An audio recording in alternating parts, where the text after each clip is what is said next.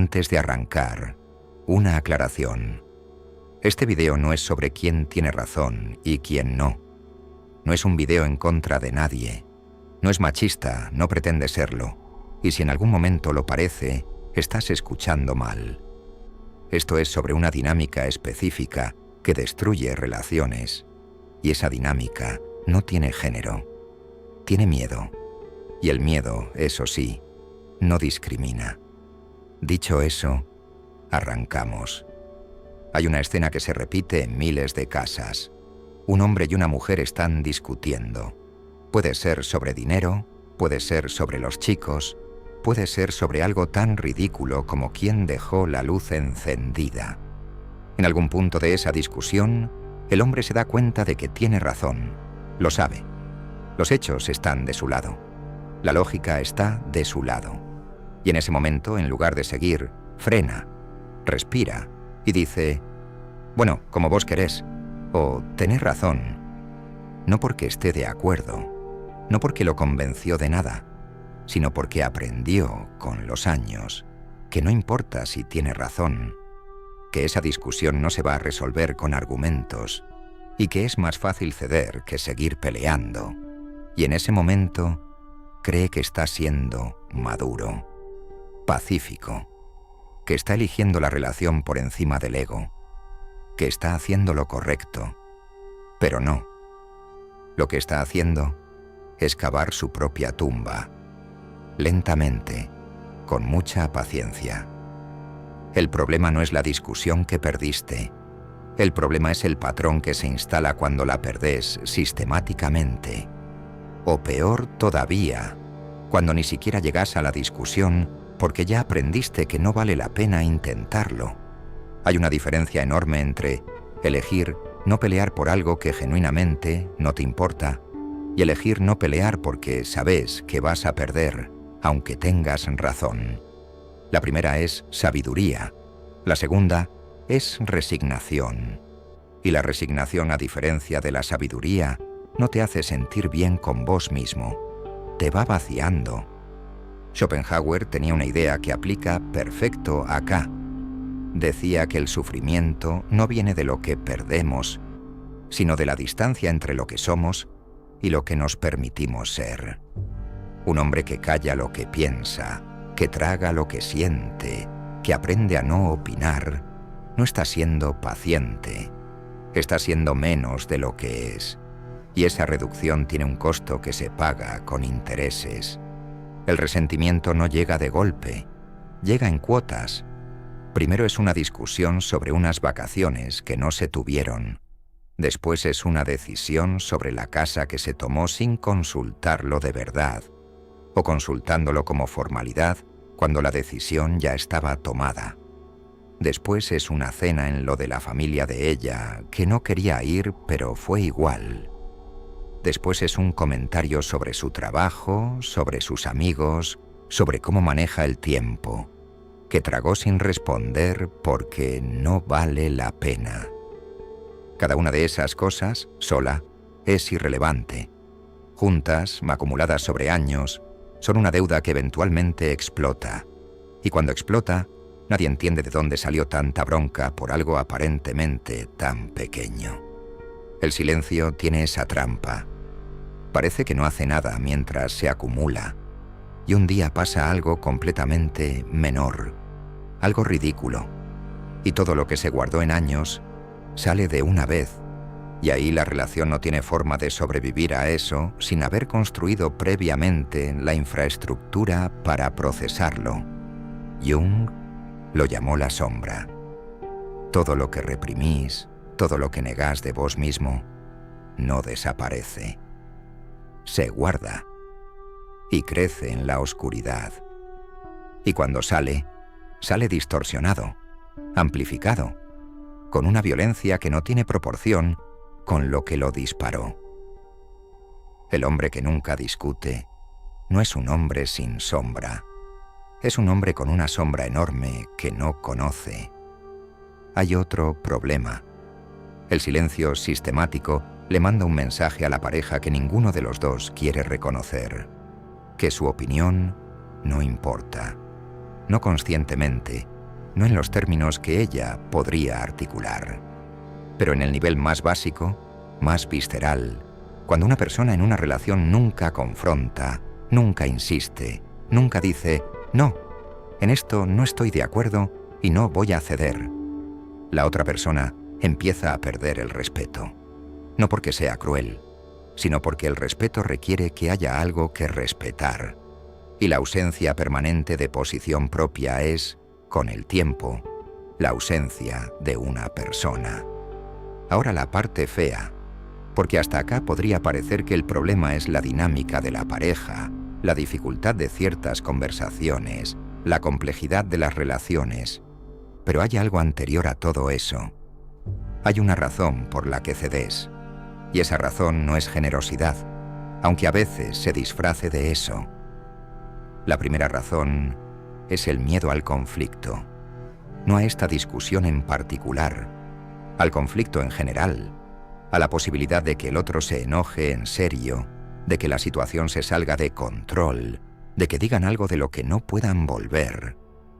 Hay personas que crecieron en ambientes donde el conflicto era destructivo, donde las peleas terminaban mal, donde el silencio era la única forma de sobrevivir emocionalmente. Y aprendieron también esa lección que la aplican en todos lados, incluso donde no aplica, incluso donde el conflicto sería sano y necesario. El problema con eso es que el miedo al conflicto no distingue entre conflicto destructivo y conversación difícil. Los trata a los dos igual, y entonces se evitan los dos. La segunda razón es más profunda y más difícil de admitir. Muchos hombres no saben qué sienten. No es que lo saben y eligen no decirlo. Es que genuinamente no tienen acceso a eso. Fueron educados desde chicos en una cultura que premia la acción y penaliza la emoción, que considera que hablar de lo que sentís es debilidad, que el que no llora es más hombre. Y ese entrenamiento es tan efectivo que muchos llegan a los 40 años sin poder contestar honestamente la pregunta ¿qué te molestó? No porque no les molestó nada, sino porque nunca desarrollaron el vocabulario interno o externo para responderla. Y si no sabes qué sentís, no podés articularlo. Y si no podés articularlo, la única opción disponible cuando hay tensión es cerrarte o explotar. Y entre esas dos, la mayoría elige cerrarse.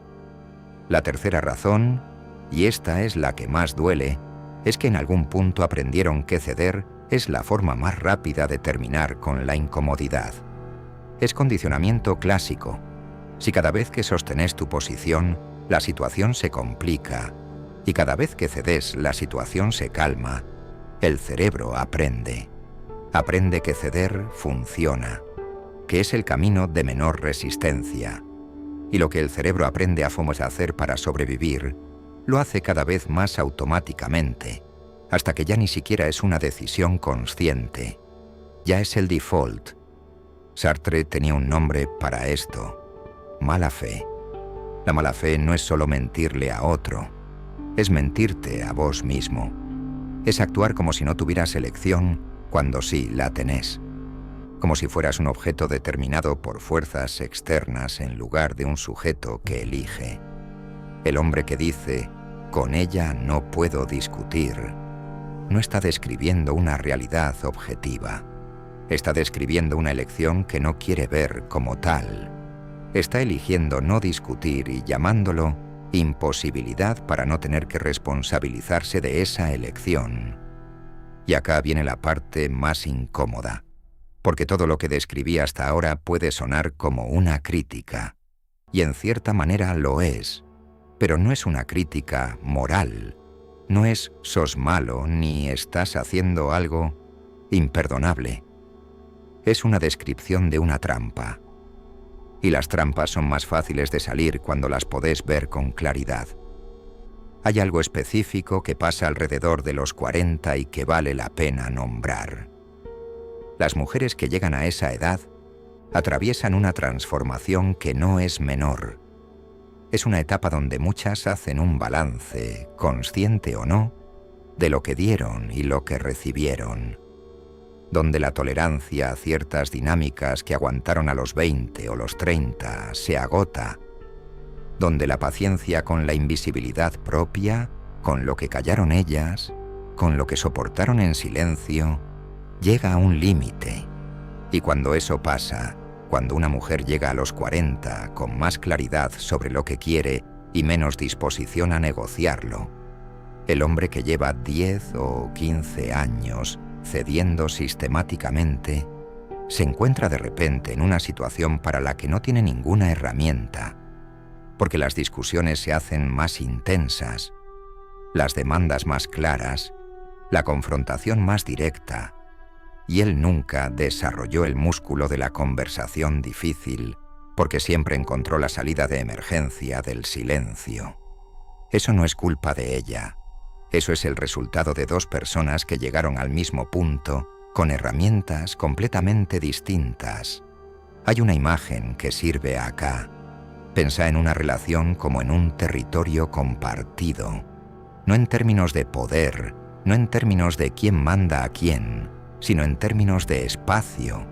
El espacio para ser vos, para tener opiniones propias, para que lo que pensás cuente algo en las decisiones que toman juntos. Ese espacio no se pierde de una vez, se pierde de a poco, con cada discusión que no tuviste, con cada posición que no sostuviste, con cada vez que dijiste, bueno, vos sabés, cuando en realidad vos también sabías, pero elegiste no insistir. Y el problema con el espacio que se pierde de a poco es que cuando te das cuenta, ya no sabes dónde empezó a perderse. Ya no recordás cuándo fue la última vez que insististe en algo. Ya no recordás qué querías vos, separado de lo que quería la pareja.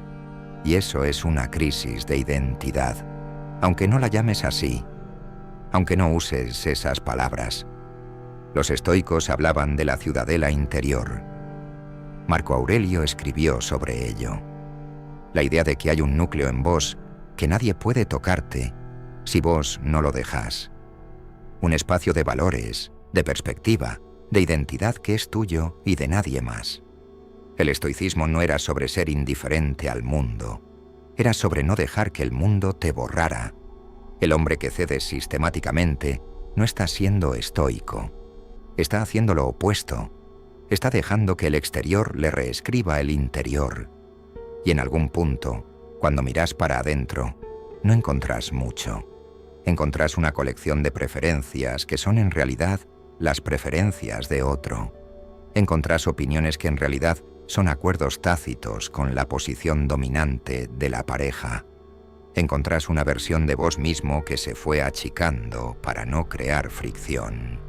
Y lo paradójico es que esa versión achicada de vos termina siendo precisamente lo que hace que la relación colapse. Porque nadie quiere estar con alguien que no está.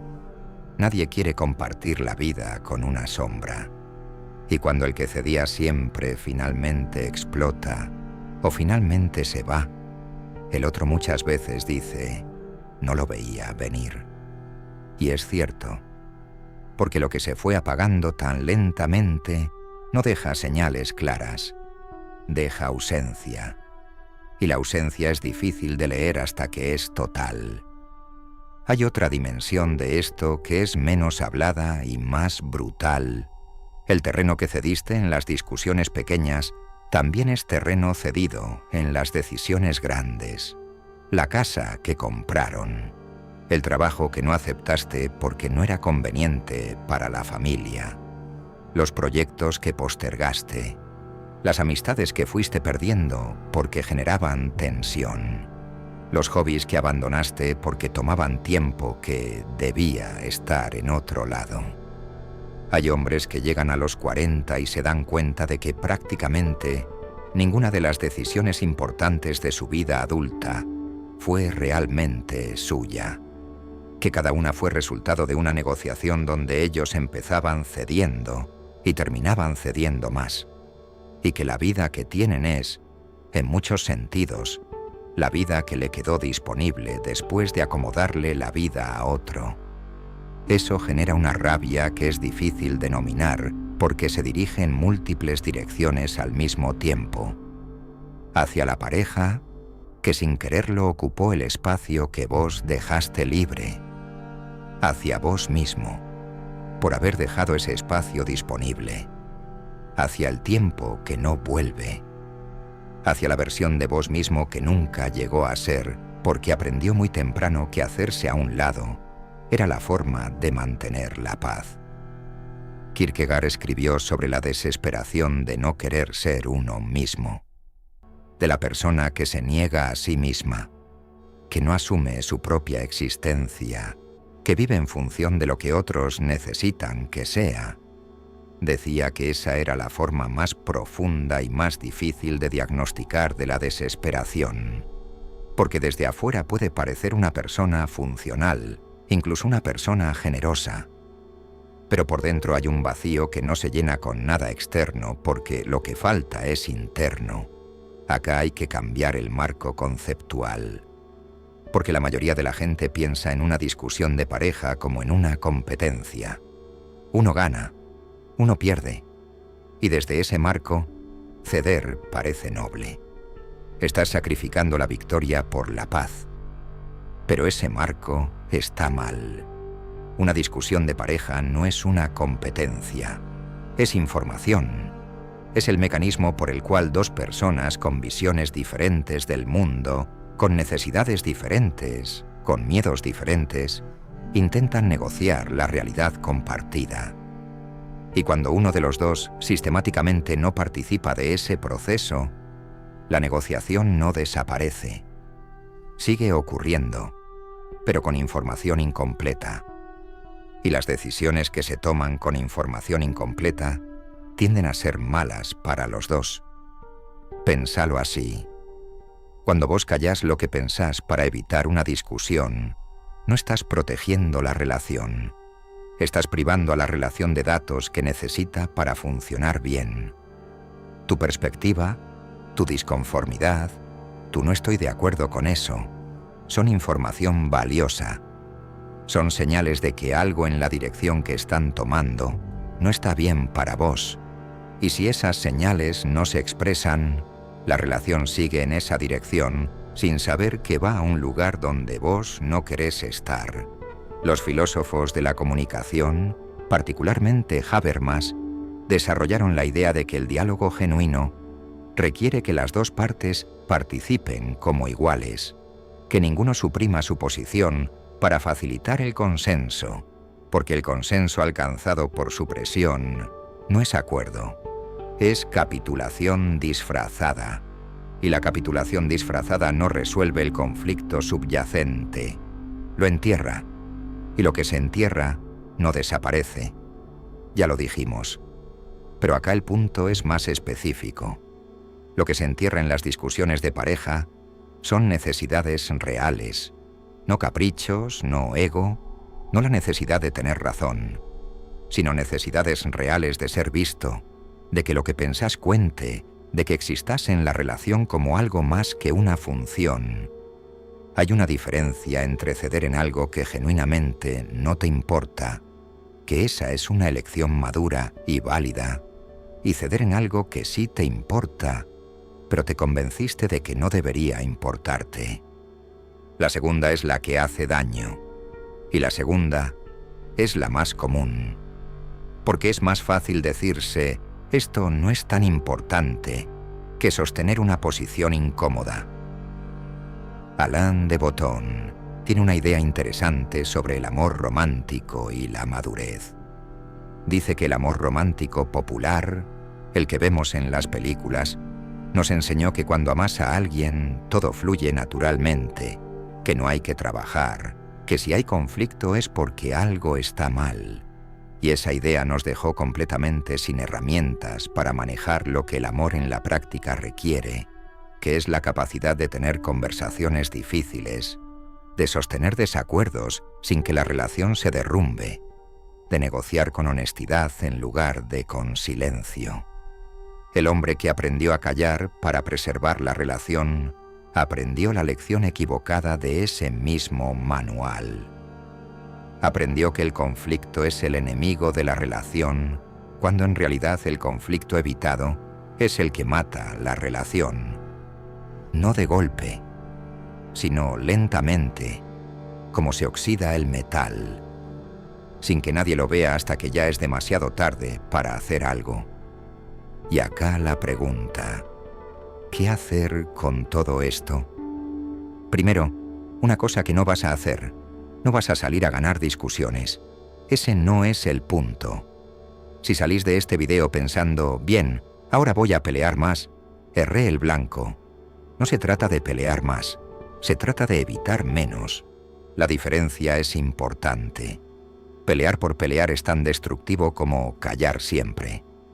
Lo que estamos hablando es de participar honestamente en las conversaciones difíciles que ya existen, que ya están ahí, que las estás evitando. No de crear conflicto donde no lo hay. La primera cosa concreta es desarrollar el hábito de nominar lo que sentís antes de que se acumule. No en el momento de la discusión, que ahí es más difícil, sino antes. Cuando algo te molesta, cuando algo te parece mal, cuando una decisión se está tomando y vos tenés una posición diferente, decirlo en ese momento, con calma, sin dramatismo, sin convertirlo en una pelea. Simplemente, yo lo veo diferente, o a mí me parece que no es así, o no estoy de acuerdo con esa decisión y quiero entender cómo llegamos ahí.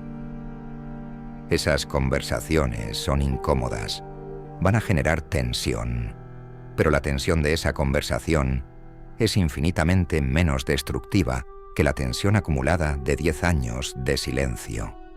La segunda cosa, y esta es más profunda, es recuperar el contacto con lo que querés vos, no como oposición a lo que quiere la pareja, sino como información legítima sobre quién sos y qué necesitas.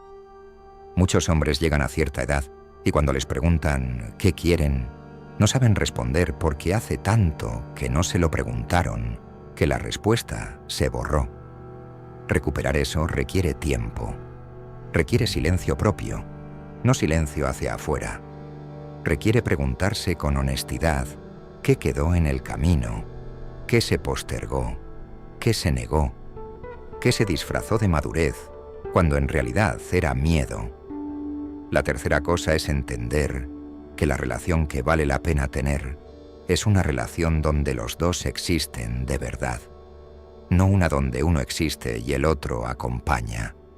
Y para que eso sea posible, los dos tienen que estar dispuestos a ocupar espacio, a sostener posiciones, a tolerar el malestar de que el otro no siempre esté de acuerdo. Eso no es fácil, pero es lo único que funciona a largo plazo.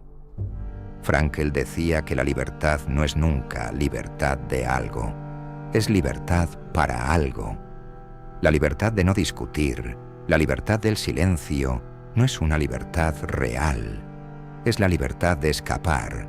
La libertad real es la de estar presente en tu propia vida, incluyendo en las partes incómodas de ella, incluyendo en las conversaciones donde no sabes cómo va a salir, incluyendo en las relaciones donde a veces vas a perder y a veces vas a ganar, y a veces la única victoria posible es la de haber dicho lo que pensabas, aunque no cambiara nada. No vas a ganarle todas las discusiones a tu pareja. Nadie las gana todas. Pero hay una diferencia enorme entre perder una discusión donde participaste de verdad y perder una discusión que nunca tuviste porque elegiste no presentarte. La primera duele un rato. La segunda te vacía de a poco, hasta que un día mirás para adentro y no encontrás a nadie. Y eso, a diferencia de perder una discusión sobre dónde pasar las fiestas, no tiene vuelta atrás, fácil. Preséntate. Aunque pierdas, preséntate igual.